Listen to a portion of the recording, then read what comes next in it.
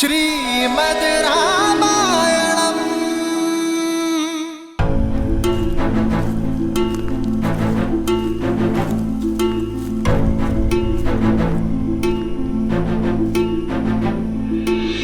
भैया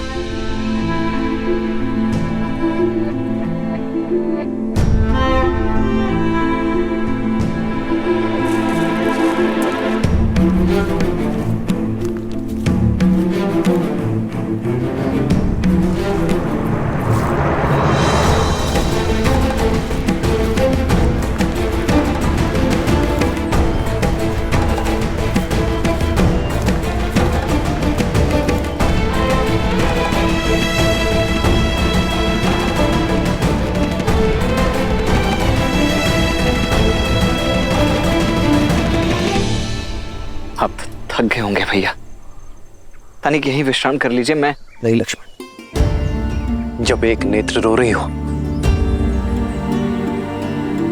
तो दूसरी विश्राम कैसे कर सकती है? मेरी सीता वहां पीड़ा में होगी, मुझे विश्राम करने की कोई आवश्यकता नहीं है। हमें शीघ्र ही माता शबरी तक पहुंचना होगा। आओ लक्ष्मण।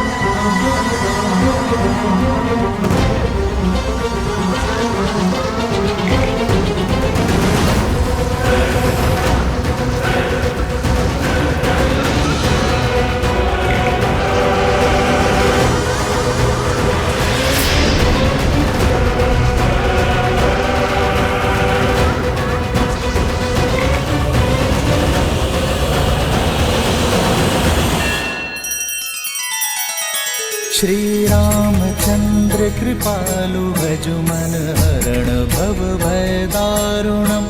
नव कंज लोचन कंज मुख कर कंज पद कंजारुणम्।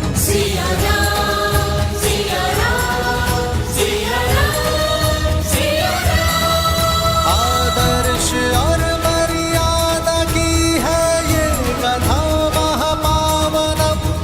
काट मद श्री से मिला दे श्रीमद् रामायणम्। श्रीमद् रामायणम्। सिया राम सिया राम सिया राम सिया राम।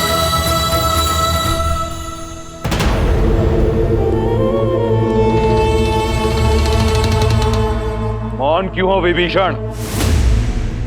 आज मेरे किस निर्णय ने धर्म का वध कैसे किया, बताओगे नहीं? भैया सत्य कहूं तो आपका एक कर्म भी अधर्म है और कर्म का कारण भी। भैया सब कुछ तो है आपके पास, शक्ति सुख समृद्धि, मेघनाथ जैसा आज्ञाकारी पुत्र, पतिव्रता पत्नी।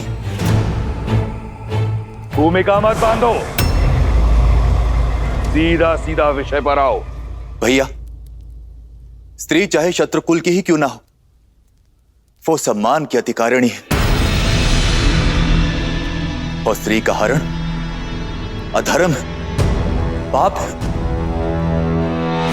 भैया आप देवी सीता को लंका में लेकर नहीं आए, बल्कि विनाश का बीज बोया है आपने अशोक वाटिका में। किसी की हाय नहीं लेनी चाहिए। मेरा परामर्श मानिए। प्रश्न समूचे राक्षस साम्राज्य का है।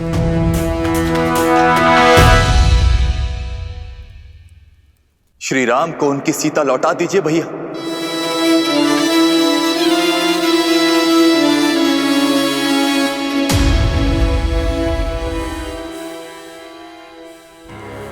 क्या आप सबका भी यही विचार है? दया आती है मुझे कि राक्षसों की सोच इतनी छोटी है।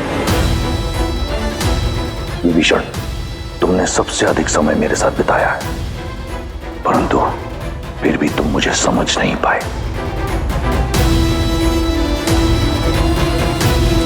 इस सभा में उपस्थित हर राक्षस मेरी दूरदर्शिता से कोसों दूर है। धर्म अधर्म के द्वंद्व में ये भी भूल गए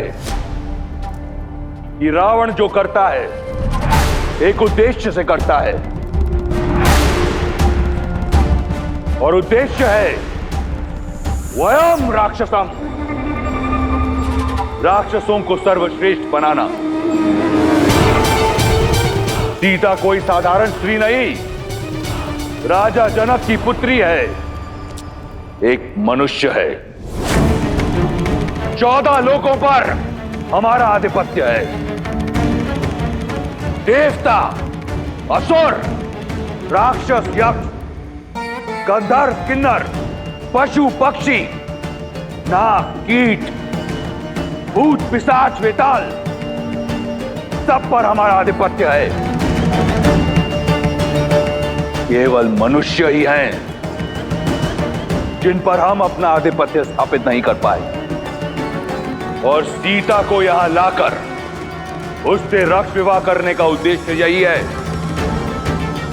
कि एक बार सीता हमारी हुई तो राक्षसों और मनुष्यों में एक सेतु बनाऊंगा मैं। एक ओर शूर्पणखा का प्रतिशोध पूरा होगा, और दूसरी ओर मनुष्यों पर मैं अपना आधिपत्य स्थापित करूंगा बिना कोई रक्त पाए। अब कहो, क्या सहस्त्र प्राण बचाना अधर्म है? क्या अपनी संस्कृति को शिखर तक ले जाना पाप है? क्या मैं एक अधर्मी हूं, पापी हूं? कदापि नहीं भैया।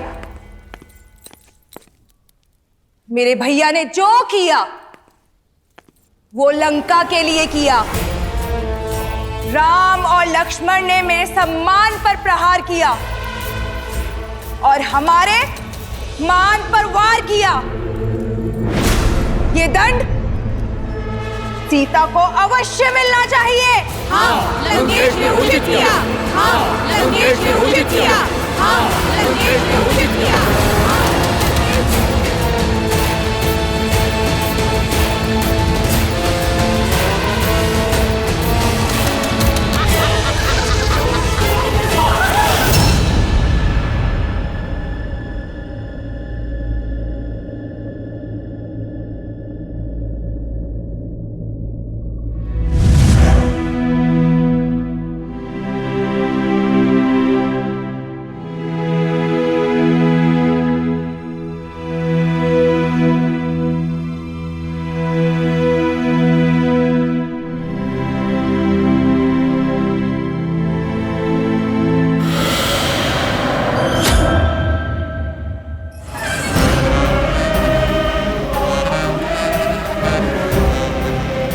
डरो मत,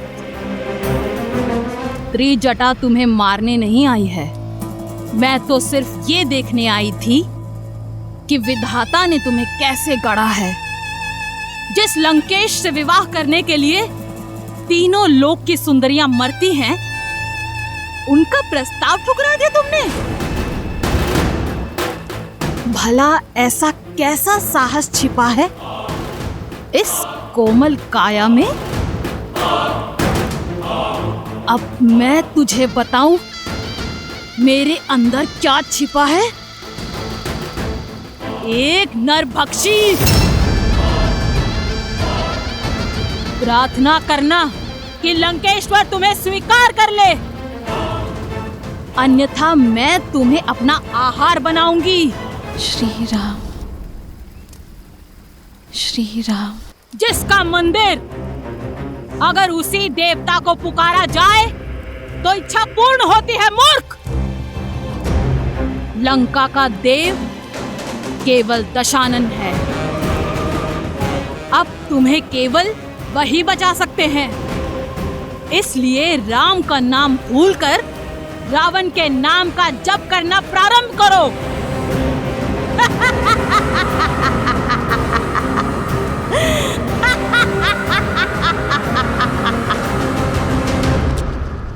अगली बार मेरे धर्म पर प्रश्न उठाने से पूर्व जान लेना कि मेरा उद्देश्य क्या है, अन्यथा मैं भूल जाऊंगा कि तुम मेरे भाई हो।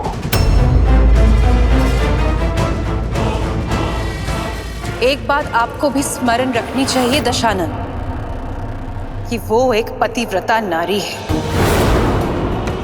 उसके श्राप की शक्ति पूरे असुर साम्राज्य को लील सकती है। उस पर वो उस जाति से है जिससे आपको अभेदान नहीं है। इसलिए कुछ भी करने से पूर्व आप सोचिएगा अवश्य। सोच भी रहा हूं और देख भी रहा हूं कि पराई स्त्री की बहुत चिंता है तुम्हें। क्या मेरी बहन एक स्त्री नहीं? जब उसका अपमान राम ने किया तब उसने क्यों नहीं सोचा कि वो भी लील सकता है? क्यों नहीं कोसा तुमने उस राम और लक्ष्मण को जब उन दोनों ने मेरी बहन के अंग भंग किए? मेरे अजय भाई खर और दूषण और मेरे इतने सारे रिश्तेदारों का संहार किया। क्यों मौन थी तुम? उस राम ने रावण की बहन पर नहीं, राक्षसों की आन पर प्रहार किया है और उसका दंड उन्हें भोगना होगा। ये घटना संपूर्ण संसार के लिए एक सीख होगी कि रावण के अभिमान और लंका के मान पर यदि प्रहार हुआ तो उसका प्रतिशोध होगा।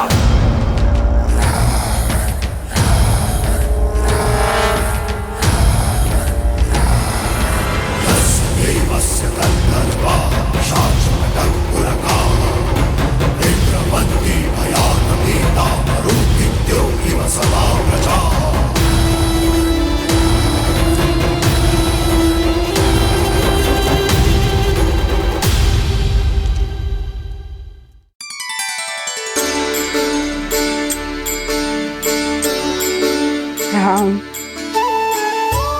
राम,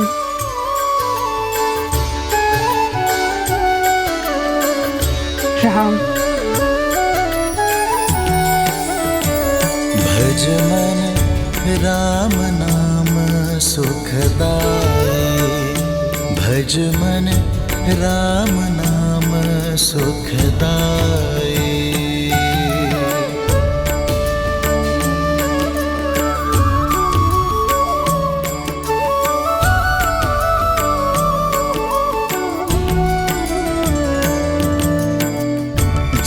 दर्शन से तर जाए नैया, तीही सूरत मन भाई।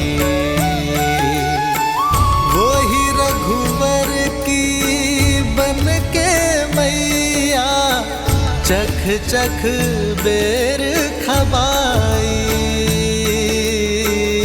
चख चख बेर खबाई।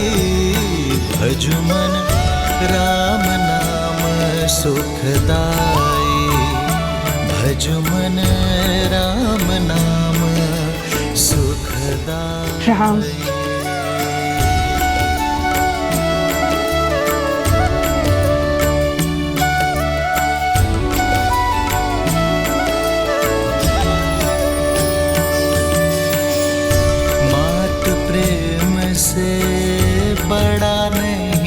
छू धन्य हो शबरी माई।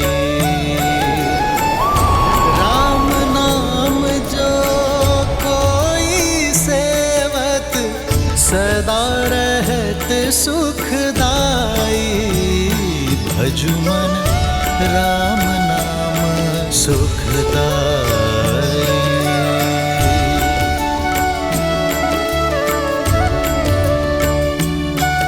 राम राम आएंगे।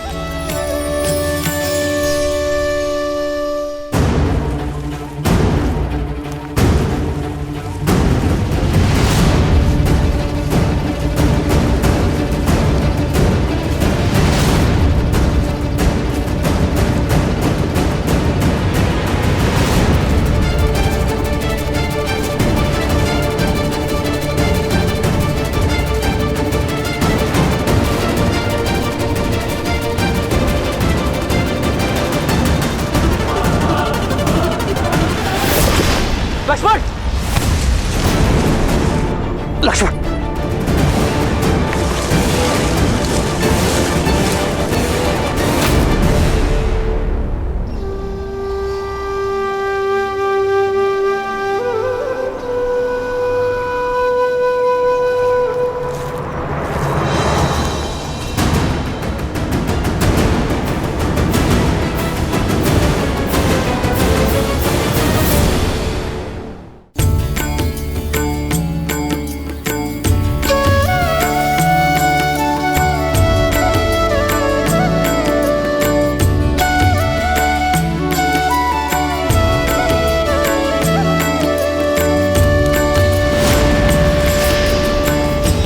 ये क्या? ये तो मैंने मेरे राम के लिए बिछाए थे। कौन है ये वनवासी जो वन मार्ग में पुष्प बिछाए बैठी है? मति भंग हो गई है इसकी। वर्षों से किसी राम की राह में पल के बिछाए प्रतीक्षा करते करते बुढ़ी हो गई है। प्रतिदिन आंगन सजाती है, पुष्प बिछाती रहती है और बुद्ध बुदाती रहती है किसी राम का नाम। कोई नहीं आएगा बुढ़ी माँ, अपने भगवान को याद करो और मुक्ति पालो। मेरे राम आएंगे, देखना। राम, मेरे राम आएंगे।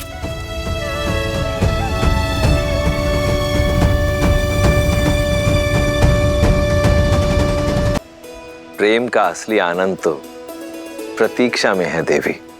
देखिए ना, देवी शबरी कैसे श्री राम के लिए प्रतीक्षारत है। सत्य तो यह है कि ये इस श्री राम गाथा का अत्यंत महत्वपूर्ण पल है। परंतु महादेव, श्री राम से तो कितने ही प्रेम करते हैं, फिर शबरी उनकी यात्रा में इतनी महत्वपूर्ण क्यों? जीवन में हमें दो ही प्रकार के व्यक्ति मिलते हैं। एक वो जो जीवन यात्रा में मिलते हैं, दूसरे वो जो हमारी जीवन यात्रा को दिशा देते हैं। देवी शबरी उसी श्रेणी में आती हैं जहां एक और श्री राम का जीवन शौर्य, प्रतीक्षा और विश्वास की जीत की यात्रा है, तो वहीं दूसरी ओर देवी शबरी उसी यात्रा का प्रतीक है जो अपने धैर्य, भक्ति और समर्पण के कारण एक ऐसा पुष्प बन चुकी हैं जो अनंत काल तक श्री राम गाथा को महकाती रहेंगी। देवी, सत्य तो यह है कि देवी शबरी के चरित्र में से यदि कोई एक भी गुण कोई मनुष्य अपने चरित्र में समाहित कर ले तो उसका जीवन धन्य हो जाएगा।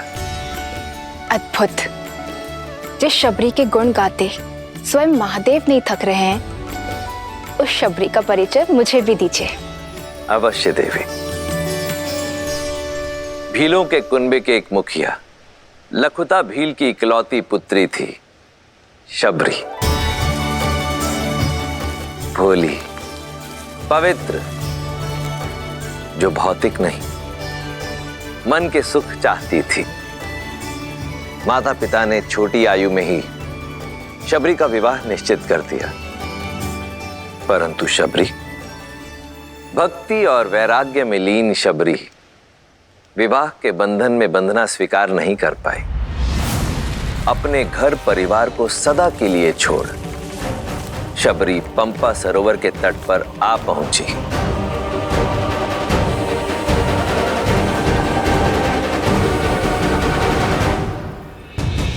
जहां नियति ने उनकी भेंट महान ऋषि मतंग से करवाई, शबरी उनका मार्गदर्शन चाहती थी। मतंग के शिष्य और सहयोगियों ने शबरी के कुल के कारण उसका विरोध किया, पर मतंग ऋषि ने उसके मन की पवित्रता को भांपा और शबरी को अपनी शिष्या स्वीकार किया।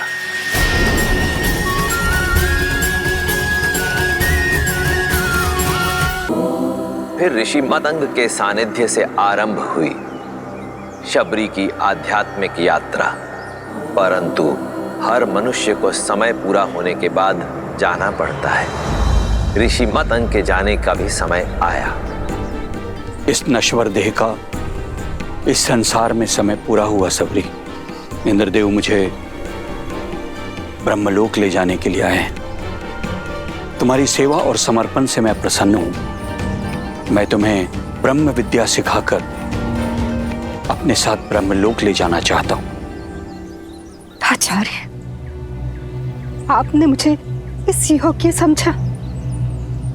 मैं धन्य हुई, किंतु मुझे खेद है कि मैं आपका यह प्रस्ताव स्वीकार नहीं कर सकती। गुरु की भेंट को ठुकराने का कारण? आचार्य, ये मेरा सौभाग्य था कि मुझे आपका आशीष मिला, किंतु मेरे जैसी ऐसी कई वनवासी स्त्रियां हैं जिन्हें ना तो ज्ञान का सानिध्य मिला, ना ही उसे अर्जित करने का कोई माध्यम, और मैं उनके लिए कुछ करना चाहती हूँ। यदि मुक्ति और मोक्ष ही ज्ञान उपलब्धि का माध्यम है, तो मुझे वो ज्ञान और मोक्ष का मार्ग दिखाए जो किसी जात पात, ज्ञान अज्ञान से परे उठकर किसी को मोक्ष दिला दे। आज अंतिम बार मेरा मार्गदर्शन कीजिए आचार्य। मुक्ति के लिए, भगवान को पाने के लिए भक्ति से सुगम कोई अन्य मार्ग नहीं है। यहीं पंपा सरोवर के तट पर कुटिया बनाओ। नारायण जब राम के नाम से मानव अवतार लेंगे, तब तुम्हें खोजते हुए स्वयं तुम्हारी कुटिया में पधारेंगे शबरी। उस दिन से लेकर प्रतिदिन शबरी पूरे धैर्य से अपने श्री राम की बाट जो रही है।